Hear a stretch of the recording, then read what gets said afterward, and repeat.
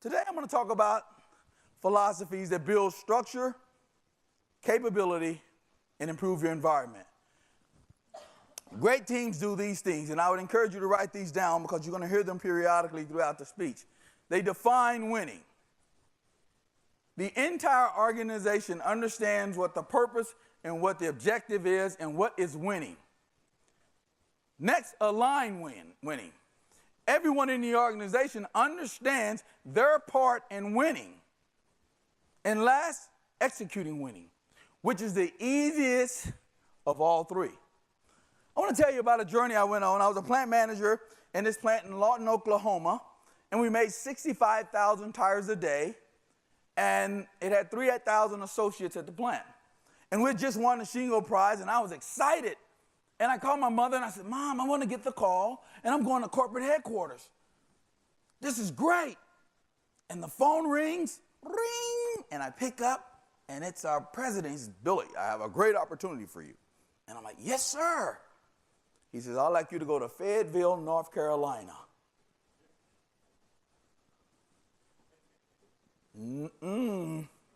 No way. That is the worst plant in Goodyear. Everybody goes to that plant, never returns. It's career suicide. So I accepted the job. I go to Fayetteville, and I go on night shift, put on a baseball cap, blue jeans. I just walk around late at night, and it was amazing what I saw. I saw a hidden factory. The people were energetic. They wanted to win, but they didn't know what winning was. They didn't know their part on winning. It's important that you engage the entire organization. And as we went on the journey, here's what we found. We started in Fayetteville. We defined winning. And football, American football is a big sport. So my first day, I asked my leadership team, what's the goal for making volume? No one knew. Of my leadership team, only 2 of 10 people knew what the target was. And so I go to my controller, and we bought these football jerseys. And we gave everybody in the plant a football jersey, and we clearly communicated what the 38 meant. And that's the volume we needed to get to. And everybody said, they're not going to wear the jerseys. I don't want them to wear the jerseys. I want them to understand what winning is. And something that was a simple solution took off. And so here's what happened. We built a strategy, a formula called strategy plus execution equals results. So why do companies fail to execute strategies? Because people don't know what they own inside the strategy. And that's why the strategies fail. Our strategy deployment is just like a roadmap. I get $8 million to spend. I don't spend any money. So guess what? I go to the next level of my organization. I break my 8 up, 4 and 4, production quality. I go to the next level, the mid-level, 2, 2, 2. Front line, 1, 1, 1. Operators get 25%, 25 cents. Everybody knows what they own in my strategy. So now I'm aligned. So when I miss by 9, red is where I focus. Green, I'm going to come back to it. So is it production or quality? Operations miss.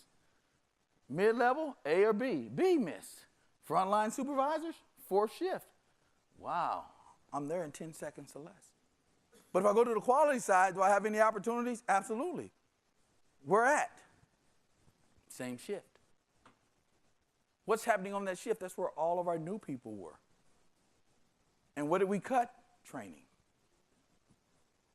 And if you don't have a process to deploy and stratify so that everybody knows what they own, your chances of success are minimal. Even the operators know what they own inside the strategy. We make it obvious. There's no fancy boards up. We didn't have any fancy boards, and I'm going to get to that. And everything was red and green, no yellow. We banned yellow. And so we agreed no yellow. And so what happened there, instead of signs, we put up status boards. And the first line is safety. The second line is quality. So anyone walks on the shop floor, you'll see those are departments. Did we have any accidents? No. And if there's an accident, I could see 10 seconds or less. Any billboard that went up in our plant, we stood 10 feet away, walked back, stopped the first 5 people that walked in the area, and said, in 10 seconds, tell me, what does that board mean to you? And 90% of the time, the answer we got was the old Scooby-Doo answer. I don't know. Right? People didn't know. And when we put the status boards in, our CEO couldn't believe it. He came down himself to see. The people were running businesses. They were no longer running machines. And so instead of having a bunch of fancy charts like SQ that didn't mean much to the people, we put status boards that they had to update every 2 hours. So therefore, the people were owning the process, and at the end of the day, they grabbed their lunch boxes knowing how they contributed to winning. And at that point, we started to take off, and it started to change the culture. And those shirts were everywhere. And even if they gave the shirt away, when the grandchild asked the grandfather, what is the simulation of this jersey? The answer was, this is the volume we need to get to be world class. So everyone knew what winning was. Even the guard wanted in. The guard wanted a sign at the front gate, came to my office and said, sir, I have a tour admission slip. Anyone gets a tour in our plant, they have to get one of these cards. And I will not let them out of the plant unless they give us 3 improvement ideas. And I said, that's great unless they're from corporate headquarters. You just let them out. This took hold. We even took this to our finances. Simple 10-second rule. First line is labor. How did I do in labor? If you look at up top, 175, 175, 142, 142. Everything was aligned.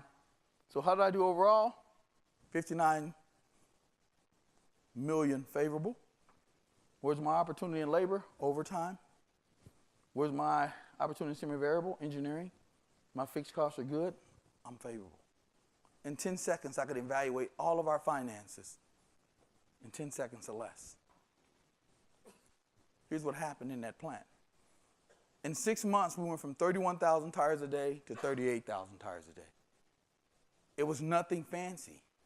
We defined winning, we aligned winning, and it was easy for the team to execute. But here's some of the things we had to go through.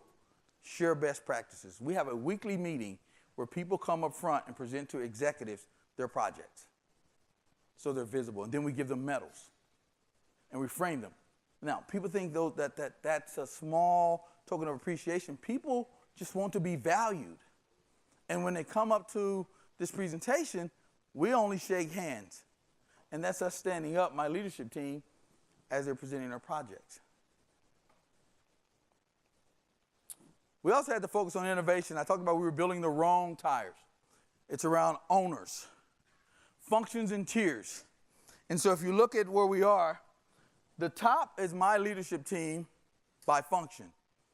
Below that are the tiers in that. And we focus on key performance actions, not key performance indicators. And if you notice there, every one of those owners has a picture by it. So you know who owns what. And so basically, if I walk down here, and some of you may not be able to see me, so basically finances, I'm making my financials month to date, year to date. However, I have an engineering issue, a quality issue, and I know my safety's good. I have one plant that's not making it. It's the plant right here. So what's my biggest issue? Reliability. What's my plant that needs the most attention? So what's happening? The reliability is not enabling their equipment to run, so they're not making the volume because the equipment's bad, the quality's bad, therefore we're not making the financials, and that person there runs financials here with quality. I know who owns it, and I know where I need to focus in 10 seconds.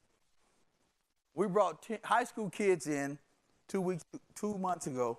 They actually ran our operations when we trained them. But you know who the owner is. And extreme ownership is the key. The last box, those are KPIs. We don't focus on KPIs. We focus on KPAs. risk identification, risk mitigation, training, compliance. If you notice, those that are red, they didn't do the key performance actions. So think about it. I want to lose weight. Do I stand on the scale and lose weight? That's a KPI. KPI is what I have to eat right. I have to exercise. If I do those things, the KPI will come in where I forecasted. And then you have to have governance. How many of you say you want to go on a lean journey, but you're not committed to the lean journey to take action? How many of you have not defined what winning is in your organization? How many of you have not aligned your organization to win? And so therefore, your hopes of executing winning are minimal. My number one KPA is talent development. My last number one guy just left me for another job because I advised him that he had a great ceiling. The day he went to interview, he grabbed the doorknob with tears in his eyes. About 2 months ago, he said, Billy, I can't leave without telling you this. And people think I'm crazy for telling my boss I'm going on the interview tomorrow. I said, I have one question for you. What do you need from me to get the job? Because if I'm true to my core values and principles about growing people, then it's what I do, not what I say. So as you go to execute your plan when you leave here, take the tools, take the knowledge, but also build a culture. Put in the little grooves in the game. Okay? Now, that's the end of my time. And remember, when you go back, that's my daughter. I did her hair once, and my wife wore me out about that. She never taught me a process. Today, I have a process. I sent her to the beautician. And there's no ugly babies. Okay? Thank you.